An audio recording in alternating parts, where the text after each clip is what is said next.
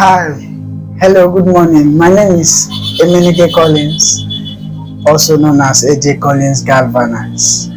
Welcome back to my channel. And this week, I'm going to be introducing someone. Someone will be sharing her story. A lady will be sharing her story, her own scars. She'll be sharing the story, and I want you to learn something from it. You know, this world that we are now, there are so many things going on, and this video is particularly going to be addressing parents that have that habit, the habit of sending their children to live with another person without knowing that person fully well. We are going to be seeing this video, and I want us to do the needful. Good morning, good afternoon, good evening, guys. Please accept your greeting wherever you are. Today I'm so happy for being in your presence, to express myself, to sell my scars. Thank you, Ekavana TV, for giving me this wonderful opportunity to be here right now. So let me just go straight to the point. It all started like this. When I was 11 years old, my mom, brother, that is my uncle, came to our house to greet my mom. He traveled back from city and came to my hometown to greet my mom. Then he saw me, I greeted him. So after some time, when he wanted to leave, he went to meet my mom and told him that he would like to go with me to the city so that I can be helping them to do one thing or the other. So my mom said okay, she will get back to you, that she needs to discuss it with me first. So when my mom came, because this was hard, truly this was hard. So my mom came and told me that my uncle said he would like to travel with me to the city. That if do I like to go with him? I didn't want to go, but because of the hardship and all that, I have to agree. So I told her, okay, yes, I'll go and stay with them. After all, he's my uncle. So my mom said okay.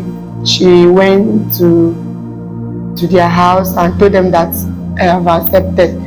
So my dad refused, but I have to tell him that I need to go because we are 8 in our family and we are just kids, and this was hard.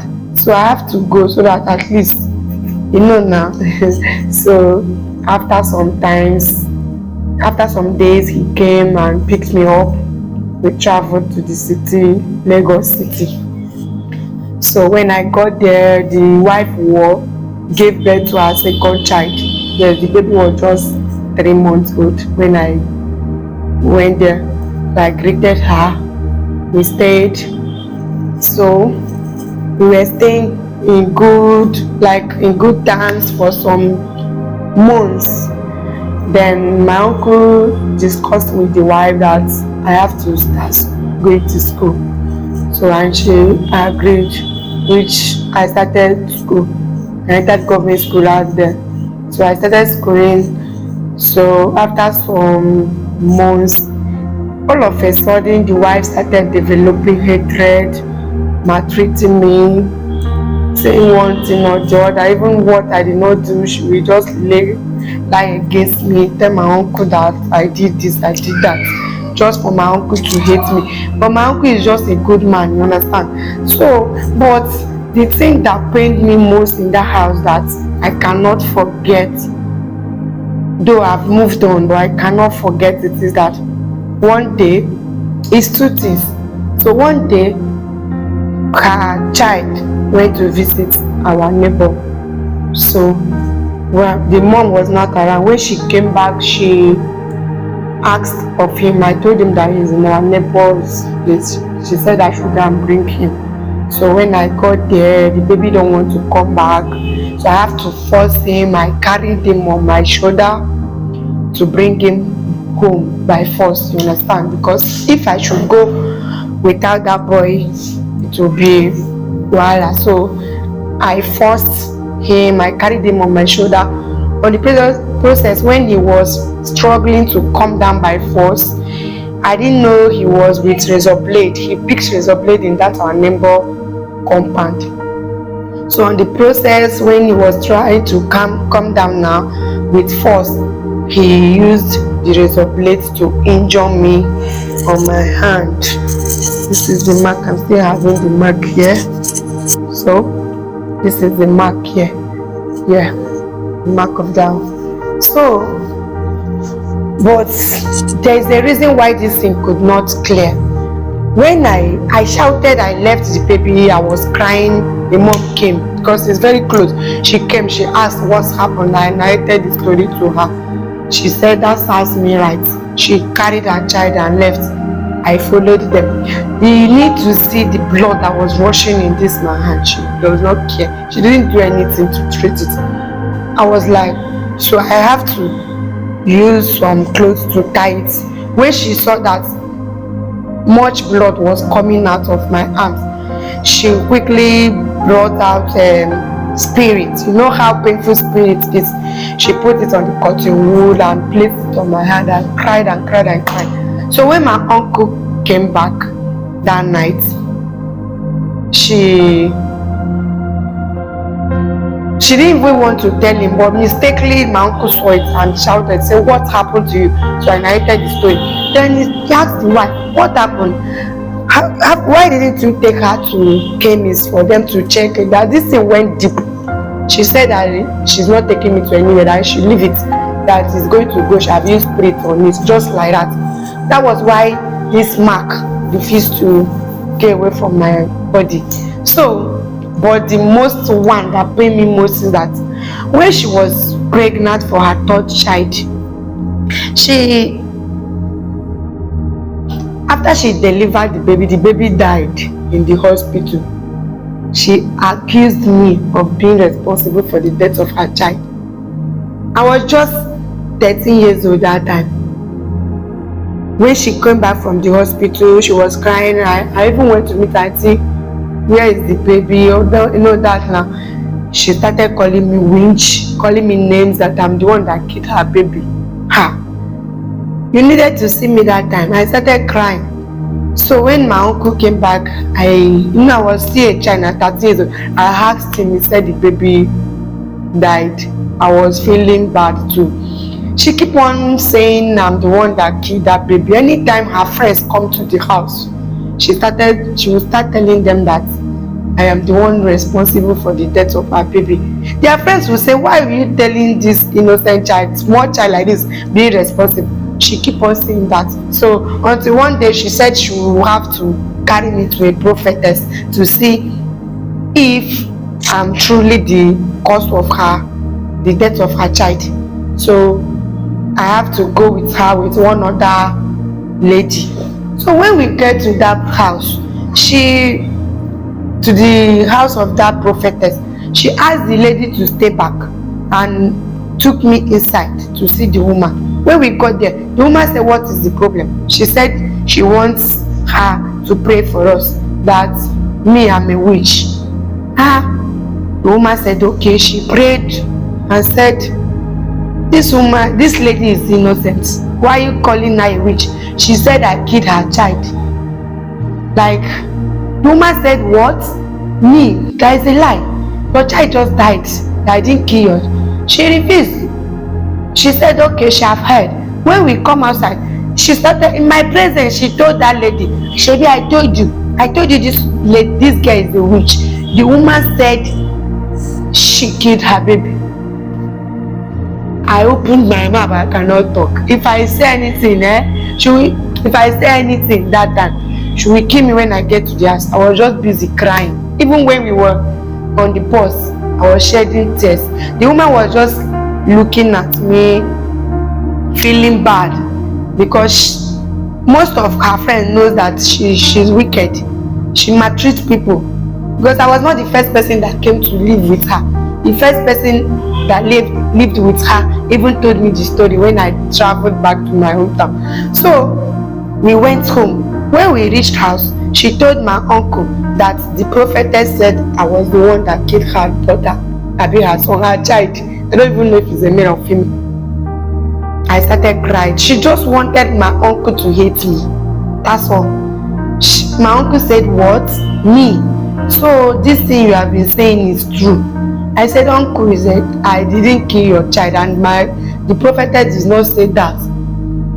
So the woman, now the wife, she convinced my uncle, telling him that I was the one that killed him. So, but I know in my uncle's mind, he did not believe the Bible. If she should agree with her, if she should disagree with her, quarrel will start. So you have to accept that. But when the wife left for market to buy something, my uncle came to meet me. He said, Chioma, I know you did not do that, but if I should say this thing, if I should accept it or disagree with my wife to cause problem, but he is sorry for everything. I said, no problem. So we started living. The woman started using that against me, like beating me unnecessarily, maltreating me. Sometimes there was a time she chased me out of the house. That time my uncle traveled. She chased me out of the house. I slept in the passage from 8 o'clock till 1 o'clock or 2 o'clock, 2 p.m., 2 a.m. in the midnight. I was crying. Everywhere was dark. I was scared. It was around 2 a.m. that she came in and opened the door and dragged me inside. My sister, I smelled hair in that place. I smelled hair in that house. I was really mad, but there was nothing I can do. I was just a kid. So after some years, my parents called them. They came to me, told me that I will be traveling to East. I was so happy that I will go and see my mom and my dad and stay with my parents. Even if it's garri that I soak in the water, I will drink. Unknowing to me that my dad was late, that my dad died. So they deceived me. They told me that we are doing our grandfather funeral and I am the first daughter, I have to be around. So after some days, I traveled with them I traveled with the husband to the East. So when I got there, the next day he took me to my house. So when I reached house, people have, in our hometown, if someone died, after some days or weeks, people will leave. It will remain just few people in the house with your mother. So I saw few people with my siblings. So after some minutes, I dropped my bag and stayed outside. I was looking for my colleagues. So I went outside. I stayed for some minutes. I was looking for my friends to gist with. I even forgot to ask them of my father. I just greeted my mom inside. I saw my siblings and I came outside to, as child, to come and play. So on the process, when I was staying with my siblings, our last born, he was 5 years old then, Chisom. He came to me and said, Chioma, you not even asked of daddy. I said, oh, that reminds me. What of that? Where is he? I hope he went to work now. He said, daddy have died. I said, like, I felt as if I wanted to slap himself. Then my second brother now said, don't mind him, he's lying. Daddy have not died. He went to work. He now said, okay, Choma, look at that place. He now pointed where they buried my dad. Look at that place. That is where they buried daddy. As I looked straight, I saw grave. Hey, that was how I fell down. I started crying. When my mom heard my voice, she started crying too inside. I cried and cried and cried and cried because my dad over pampered me in this world. Even before I traveled to east to stay with my uncle, my dad does not joke with me at all because I'm the only daughter. Like, they gave birth to 3 sons before me. My dad loved me, like, he don't joke with me. Even when I wanted to travel, he did not allow me to go. It was me that decided to go. Like, I was feeling bad. I cried and cried and cried. I remember the little memory I spent with him, how he does. Anytime he's coming back from farmland, if he kill bush meat, it's me that he will give it to. He will call me, carry me out like my dad over pamper. I cried and cried and cried. My mom too cried. All my siblings started crying as well. So let me just cut the story short. The thing that pained me most is that this woman did not even call me to say sorry for the loss. Sorry for your dad, that you lost your dad. Sorry for the loss. Like, she did not call me, and she traveled back to east and did not come to say sorry. Somebody I stayed with for good 4 years. She's not even come to say sorry to me. She will see me and remove face as if I don't care. Okay, and the most thing that I cannot forget in this world is that accused telling me that I killed her son. I killed her baby. Me, 13 years old, killed her baby. How? I was confused. Like, she just wanted my uncle to develop hatred. There's nothing that she asked me to do in the house that I will not do perfectly. There's another thing, okay, I forgot. There's one thing again that she did.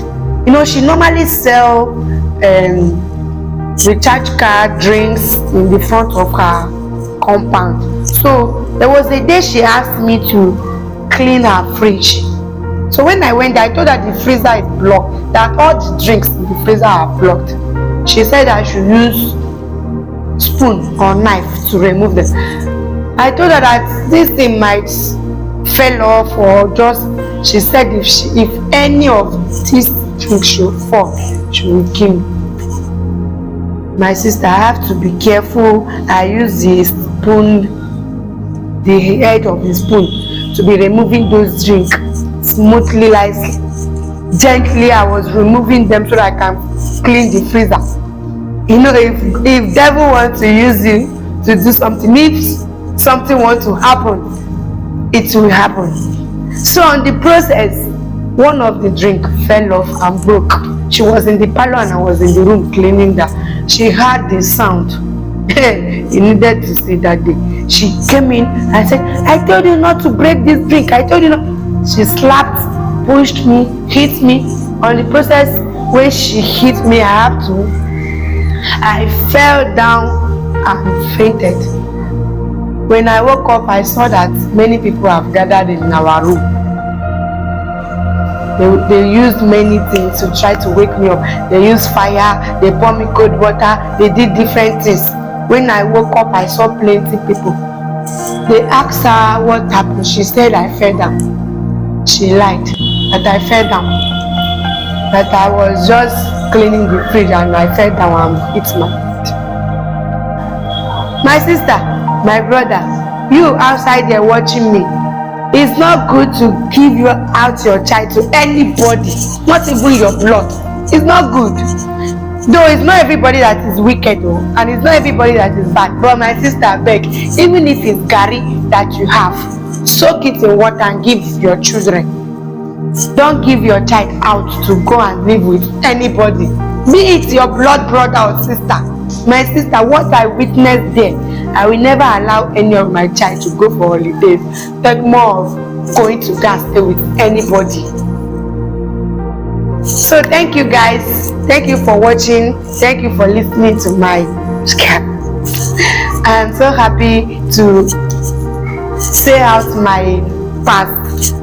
Though I have moved on, but each time I remember what I passed through in that house, I normally shed tears and say, God, But this God that we serve, he does not sleep. Look at me now. I'm living fine. I'm married. I have 2 kids, 2 beautiful daughters. Anytime she sees me, she normally looks at me and say, is this the person? Is this the girl? Is this the small girl that stayed with me? Now she's feeling bad because anytime she sees me in the east, she normally feel bad because people told her that what she did was bad. You understand? Though she have apologized, she came to our house one day to apologize to what she did, but I cannot forget what I passed through in that house. Thank you guys for watching this wonderful video. Thank you Ekavana TV for giving me this wonderful opportunity to say all this. Thank you guys. I love you guys. Bye. Okay, and as you have seen, it is a very touching story. Just like my dad lived with someone, and every 4 a.m. or 3 a.m. early in the morning, 3 a.m. in the morning, the man will always wake him up to go and be sweeping the compound that is facing the main road, only him. And he will finish and the man will not allow him to enter. He will have to stay near one tree like that and just hide himself.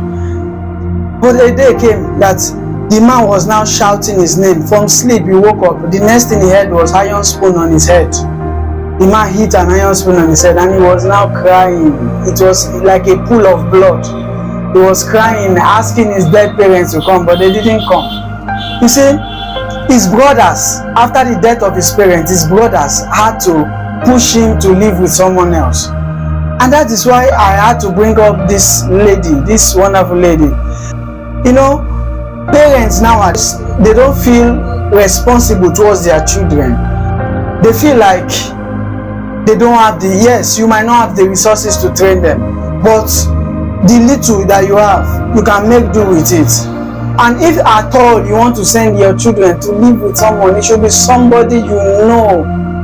And you know if they are married, somebody you know the husband, you know the wife very well. You know what they can do, and you check on your children once in a while. And I want to leave you with this. I've always been saying this. Matured men do not hide their scars. Thank you, Mrs. Chioma, for not hiding your scars. Thank you for sharing your scars to my viewers. Don't forget this. Matured men do not hide their scars because it is meant to heal another. Thank you. I would like you to like, share, comment below, and subscribe to my channel. Don't forget this. It's hashtag say no to depression. And don't forget to click on the notification bell because I'm going to be bringing it to you back to back. I celebrate you.